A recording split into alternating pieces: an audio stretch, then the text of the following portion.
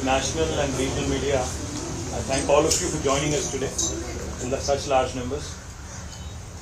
As was expressed by our floor leader in Rajya Sabha, Shri Suresh Reddy Garu, Congress Party, which has been talking and making a lot of tall claims with respect to being the savior of the Constitution, the vanguard of the Constitution. I wanted to give you a bit of backstory, a bit of history.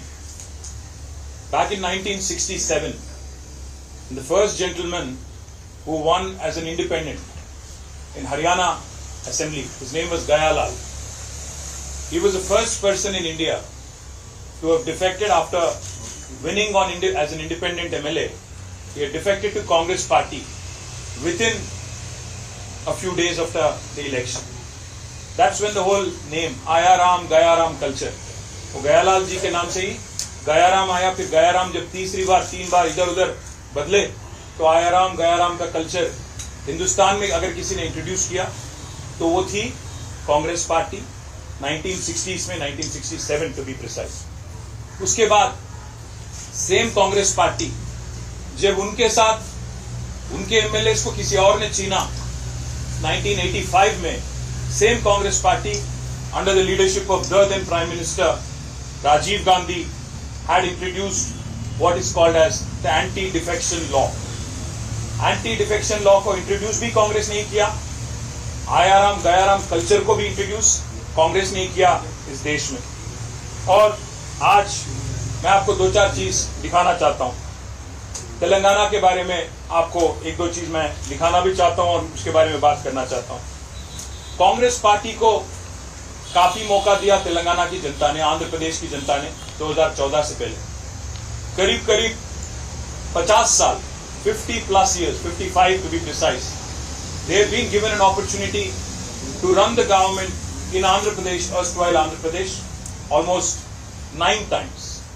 और बहुत मतलब नाइंसाफी के बाद, बहुत अन्याय के बाद, कांग्रेस पार्टी की गद्दारी के बाद तेलंगाना की जनता ने आंदोलन पथ लिया. अल्टीमेटली 2014 में तेलंगाना बनाना ही पड़ा कांग्रेस पार्टी को, तब जाके तेलंगाना बना. और पिछले 10 साल श्री के चंद्रशेखर राव जी के लीडरशिप में हमारी पार्टी ने तेलंगाना में सरकार चलाई. और जो हाल ही में इलेक्शन हुआ 2023 में नवंबर में, हमारी हार बहुत कम वोटों से, केवल 4 लाख वोटों की फर्क से हम हार गए और कांग्रेस सत्ता में आई.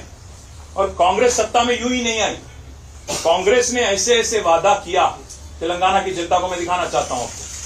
6 गारंटी की बात की गई थी. 100 दिन में पूरे करेंगे 6 गारंटी राहुल जी के नाम पे. आज के जो मुख्यमंत्री हैं उनके दस्तखत के साथ, उनके सिग्नेचर के साथ, आज के जो डिप्टी चीफ मिनिस्टर है उनके सिग्नेचर के साथ, राहुल जी, सोनिया जी, मल्लिकार्जुन खड़गे जी के तस्वीरों के साथ वादा किया गया था कि 100 दिन में हर कोई वादा जो 6 गारंटी अमल करेंगे. महालक्ष्मी, रैतु भरोसा, इंदिरम्मा मकान, चेयूता, गृह ज्योति, युवा विकासम. इसके तहत उन्होंने कहा कि हर गरीब मकान में 2,50,000 रुपया एक सालिना आपके पास हम देंगे. एक ईस्टमन कलर वाली जबरदस्त सिनेमा दिखाया कांग्रेस ने तेलंगाना की जनता को. और बहुत कुछ कहा उन्होंने, ना सिर्फ ये बल्कि बहुत कुछ कहा. वादा किया तेलंगाना की युवाओं से कि आपको 2 लाख नौकरियां मिलेंगी पहले ही साल में. स्वयं राहुल गांधी आए हैदराबाद, वहां की युवा से मिले, उनको आश्वासन दिया कि 2 लाख रोजगार, 2 lakh government employment recruitment will be completed within the first year after the formation of Congress government. उन्होंने ये भी वादा किया कि एक जॉब कैलेंडर रिलीज करेंगे, डेट के सहित आपको हम जॉब कैलेंडर देंगे और 1 साल में 2 लाख गवर्नमेंट रिक्रूटमेंट कंप्लीट करेंगे. वादा तो ये भी किया गया था, जैसे ही कांग्रेस आती है पहले ही दिन जो खेती के लोन होते हैं, क्रॉप लोन, 2 लाख तक का पूरा with 1 pen stroke on December 9, 2023 हम क्रॉप लोन भी वेव कर देंगे. साथ ही साथ बहुत कुछ कहा गया, बस मैं ये 2-4 चीज आपके जहन में लाना चाहता हूं. 420, एक नहीं दो नहीं, 420 वादे किए गए कांग्रेस की तरफ से तेलंगाना जनता को। आज 7 महीने पूरे हो गए कांग्रेस की हुकूमत बनके तेलंगाना में, एक भी वादा आज तक पूरा नहीं हुआ, एक भी वादा आज तक पूरा नहीं हुआ। 6 गारंटी तो गायब हो गए, 6 गारंटी तो गायब हो गए।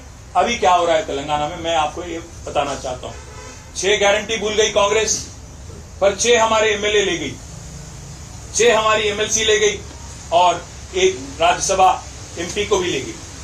हमें इस बात से कोई खेद नहीं, बड़ा अजीब सा लगता है, अजीब सा लगता है जो आदमी आज अपने आप को संविधान के रक्षक मानते हैं, जो आदमी अपने आप को संविधान के प्रतीक मानते हैं, वो जब संविधान को बेरहमी से एक्सप्लॉइट करते हैं और इसकी बेइज्जती करते हैं, तो इस बात को दिल्ली में बताना हर किसी को, इस देश की हर युवा को, इस देश के हर शख्स को बताना हमारी जिम्मेदारी है।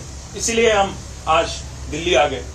भाइयों, मैं याद दिलाना चाहता हूं आपको, बार बार कांग्रेस कहती है कि बीजेपी की पॉलिटिक्स जो है इमोरल है।